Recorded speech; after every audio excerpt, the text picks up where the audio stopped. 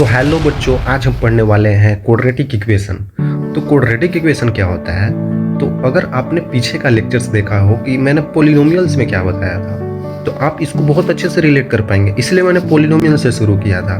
तो आप वहाँ से देखेंगे ना, तो ये आपको और ज़्यादा समझ में आएगा और सवाल भी आपसे होंगे, बोर्ड्स के सारे सवाल आपसे बन जाएंगे।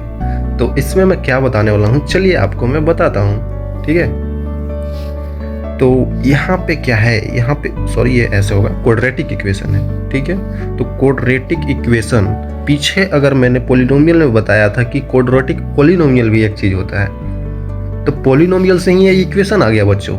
देखिए कैसे आया, मैंने आपको पीछे बता रखा है ना, पॉलिनोमियल में मैंने एक बताया था, लीनियर होता है, क्वाड्रेटिक होता है, क्यूबिक होता है। इस तरीका का मैंने ऐसे करके बहुत सारी चीज़ें आपको बता रखा था बच्चों। फिर बाई क्वाड्रेटिक आता है, फिर 5 हो जाता है, तो वैसा चीज़ें हो जाती है। लेकिन हमें यहाँ पे पढ़ना है जो 10th क्लास का चीज़ है, वो है क्वाड्रेटिक इक्वेशन। तो इसमें इक्वेशन ऐड कर देंगे तो कैसे होगा बच्चों? इक्वेशन मैंने ऐड कर दिया, तो ये पॉलिनोमियल था, क्वाड्रेटिक पॉलिनोमियल से हमने क्वाड्रेटिक इक्वेशन बना दिया। तो ये कैसे हुआ बच्चों? ये हुआ ऐसे, मैंने पॉलिनोमियल, क्वाड्रेटिक पॉलिनोमियल कैसे लिखते हैं? पॉलिनोमियल में क्वाड्रेटिक अगर हो तो कैसे लिखा जाता है? वो ऐसे लिखा जाता है, p of x equal to x square plus b x plus c. ठीक है, और जैसे ही मैं ये p ऑफ x को, पॉलिनोमियल को जीरो के इक्वेट कर देता हूँ। ठीक है, जीरो को इक्वेट इसलिए करता हूँ ताकि मेरे को रूट्स निकालना हो। तो इसको अगर मैंने x square plus b x plus c equal to zero कर दिया, तो अब ये हमारा जो बन गया, ये हमारा क्या बन गया बच्चों? Quadratic equation. ठीक है, बस जीरो को इक्वेट करना था, तो जीरो को इक्वेट करेंगे तो क्वाड्रेटिक इक्वेशन बन जाएगा, वही हमारा बन गया। और पीछे मैं बता रखा हूँ कि p ऑफ x को अगर जीरो के इक्वेट कर रहे हैं, इसका मतलब हमको जीरो से निकालना है, सॉल्यूशन निकालना है। और यहाँ भी हम वही चीज़ निकालते हैं बच्चों, इसको भी जीरो को इक्वेट करके हम यहाँ पे सॉल्यूशन ही निकालते हैं। जैसे यहाँ पे एक्स स्क्वायर है, तो यहाँ पे 2 सोल्यूशन तो होगा, 2 से ज़्यादा सोल्यूशन नहीं हो सकता है, क्योंकि यहाँ पे मैक्सिमम पावर 2 है। जिसका मैक्सिमम पावर जितना ज़्यादा होता है उतना रूट्स हो सकता है, लेकिन उससे ज़्यादा नहीं होगा। कम तो हो ही सकता है, ज़्यादा कभी नहीं होगा, ये बात याद रखना। ठीक है, तो इसका 2 सोल्यूशन हो सकता है। ठीक है बच्चों, तो क्वाड्रेटिक इक्वेशन आप मोटा मोटी तौर पे यही समझ लीजिए। ठीक है, ओके बच्चों, तो यहाँ तक अगर आपको क्लियर हो तो चलिए आगे चलते हैं।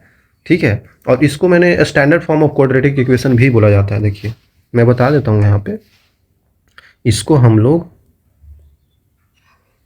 Standard form of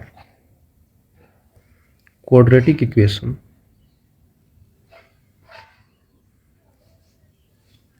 standard form of quadratic equation भी बोला जाता है इसको बच्चों।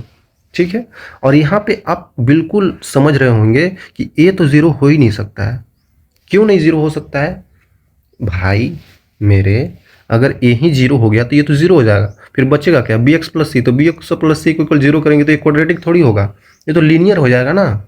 इसीलिए हम बोलते हैं ए जीरो हो ही नहीं सकता है, ए जीरो हो ही नहीं सकता है। ये तो आपको बिल्कुल याद रखना है बच्चों, किसी भी कीमत पे ए जीरो नहीं हो सकता है। ठीक है, अगर कोई चीज़, मान लेते हैं कोई बिल्डिंग एक बेस पे टिका हुआ है, वो हम बेस ही खराब कर दें तो भाई पूरा बिल्डिंग ही गिर जाएगा ना। वैसे ही यहाँ पे अगर मैं क्वाड्रेटिक इक्वेशन में एक्स स्क्वायर का यहाँ पे टर्म ही जीरो कर दूँ तो ये तो पूरा इसको खराब कर देगा, इसके बाद लीनियर बचेगा। तो हमें तो क्वाड्रेटिक पढ़ना है, लीनियर हो जाएगा तो ये जीरो नहीं हो सकता है। ठीक है, ओके, तो आगे अगर मैं ए बी सी की बात करूँ, ए बी और सी की, तो ये पक्का बच्चों पता है रियल नंबर होंगे। रियल नंबर होंगे, रियल नंबर क्या होता है? रियल नंबर वो होता है जो इमेजिनरी नहीं होता है। ठीक है, जो रियल नंबर क्या होता है, वो इमेजिनरी नहीं होता है। रियल नंबर में बच्चों सारा चीज़ें आ जाएंगे, प्लस का नेचुरल नंबर, माइनस में सारे नंबर्स, जीरो आएंगे, फ्रैक्शन में आएंगे, सारे आ जाएंगे, बस इमेजिनरी नहीं आएगा। तो इमेजिनरी का मतलब आप समझते हैं बच्चों, इमेजिनरी मतलब आयोटा, रूट अंडर -1 आ गया, तो ये सब टर्म नहीं हो सकता है। रूट अंडर -5 आ गया, तो ये सब नहीं हो सकता है, ठीक है बच्चों। बाकी सब रियल नंबर इसमें मौजूद होंगे, ठीक है। चलिए यहाँ पे एक एनसीईआरटी का मैं पिक ले आया हूँ। इसमें क्या बोला जा रहा है, इसमें एक रेक्टेंगल दिया हुआ है आपको, ये रेक्टेंगल आपको नज़र आ रही होगी बच्चों, ठीक है। तो रेक्टेंगल में एक साइड विड्थ हो गया, एक हो गया लेंथ हो गया, इन दोनों विड्थ और लेंथ को गुना करेंगे तो हमारे पास एरिया आता है, जो कि एरिया दिया हुआ है। ये एक क्वेश्चन है बच्चों, ठीक है। तो इसको अगर मैं सॉल्व करना चाहूँ, आप भी करिए बच्चों, आसान है। वही रेक्टेंगल का एरिया लिखना है, तो एरिया लिख सकते हैं ना, area of rectangle. Area of rectangle का होवेला, ऐसे होवेला कि यहाँ पे विड्थ और लेंथ के गुना कर दो तो ओकर बाद आ जाए एक एरिया। एरिया कुछ ही होला 300 मीटर स्क्वायर बा, ठीक बा।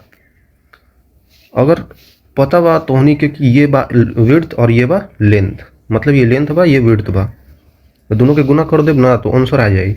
जैसे यहाँ पे देखी तो विड्थ कुछ ही बा x बा, और इसको गुना कर देब अगर हम 2x + 1 से, मतलब लेंथ से, तो हमारा 300 आ जाए मीटर स्क्वायर, ठीक बा। यहाँ पे अगर क्वाड्रेटिक बनी तो देखे पड़ी हमनी के कि कौची बनत बा, ठीक बा। तो यहाँ पे 2x से गुना हो जाए तो 2x² और प्लस x = 300। आगे चलल जाई तो 2x² - x, 300 के इधर ला दे तो माइनस का 300 हो जाए = 0। ओके, यहाँ पे एक क्वाड्रेटिक इक्वेशन आ गया बच्चों, एक क्वाड्रेटिक इक्वेशन आ गया, ठीक है। क्वाड्रेटिक इक्वेशन आ गया ना, तो इसको सोल्व किया जा सकता है, जैसे कि मैंने पीछे ही बता रखा है कि इसको स्प्लिट करना होता है ताकि मल्टीप्लिकेशन इसके बराबर आ जाए, इन दोनों के मल्टीप्लिकेशन के बराबर आ जाए। तो आई थिंक अभी ये करना ज़रूरी है नहीं, अगर आपके पास टाइम हो तो ट्राई करना, ठीक है। आगे मैं इसके और चीज़ें बताऊंगा, उससे आपको आसानी से हो जाए। अब बेसिकली ये समझना था कि यहाँ पे ये लेंथ और ब्रेड्थ दे दिया, एरिया को ऐसे रिलेट किया जाता है। ओके, बस इतना था। ओके बच्चों, आगे चलते हैं। ओके, एक और मैंने एग्जांपल ले आया है बच्चे आप लोगों के लिए। वो क्या है, represent the following situations mathematically. ये तो सिचुएशन जो इंग्लिश में दिया गया है, अंग्रेजी में लिख दिया गया है, उसको हमको मैथ के टर्म में लाना है। तो चलिए लाते हैं। क्या बोला जाए, जॉन और जीवांती टुगेदर हैव 45 मार्बल्स। जॉन और जयंती जो हैं, छोटे छोटे बच्चे हैं, वो एली खेलते हैं। एली मार्बल समझते हैं, वो अंटा हम लोग भी खेलते थे। तो उनके पास, दोनों के पास मिला के 45 मार्बल्स हैं। Both of them lost 5 marbles. दोनों ने 5 मार्बल्स खो दिए, दोनों के पास 5 मार्बल भुला गया। And the product of the numbers of marbles they now have, जो उनके पास है उनका मल्टीप्लिकेशन 124 है। चलिए आपको बताते हैं लिख के, ताकि अच्छे से समझ में आए। तो ठीक है, 45 था बच्चों, 45 मार्बल दोनों के पास जोड़ने पर था। मान लेते हैं जॉन के पास x मार्बल था और जयंती के पास y मार्बल्स था, ठीक है बच्चों।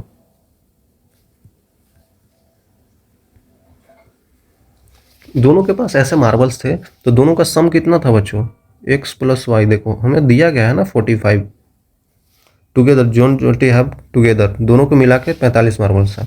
Both of them lost 5 marbles, मतलब जॉन के पास x था तो उसमें से 5 घटा दिया और y में से 5 घट गया। जयंती के पास भी 5 मार्बल्स खो दिए।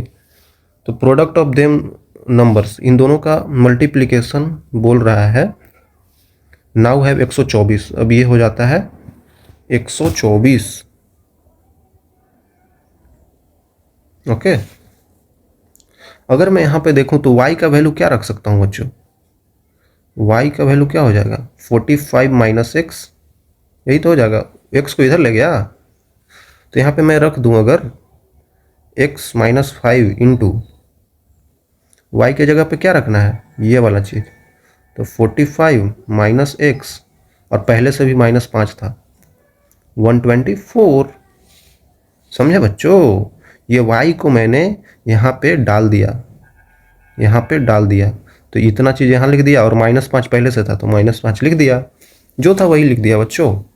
आगे क्या करेंगे, x - 5 है, इंटू में क्या है, ये हो जाएगा -x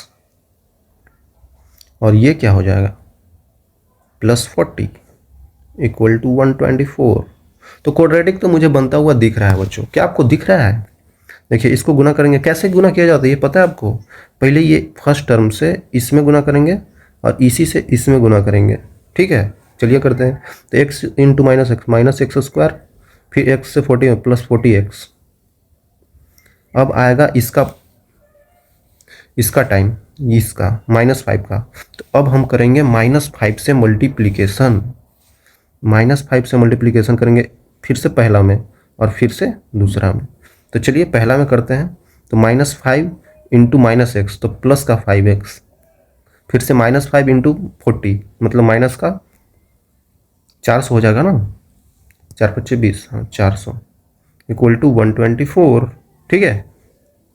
माइनस का x स्क्वायर पहले से था, 40x और 5x प्लस 45x, माइनस का 200 और इसको भी इधर ले आओ, माइनस का 124 इक्वल टू 0।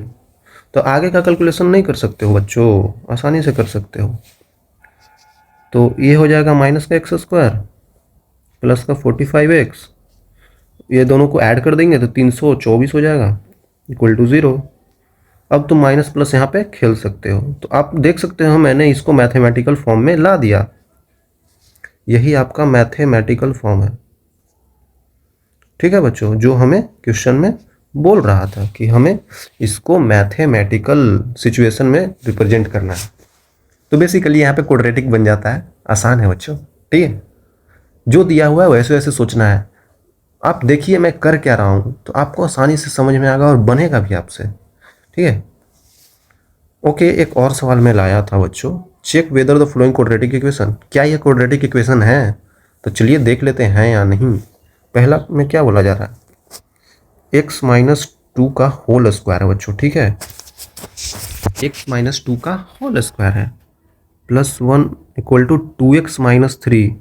चलिए a - b का होल स्क्वायर आपको पता है ना बच्चों, a - b का होल स्क्वायर क्या होता है, a square plus b square -2ab। ये आई थिंक आपको पता होगा, पता तो होना ही चाहिए, नहीं है तो याद रखो, है ना बच्चों।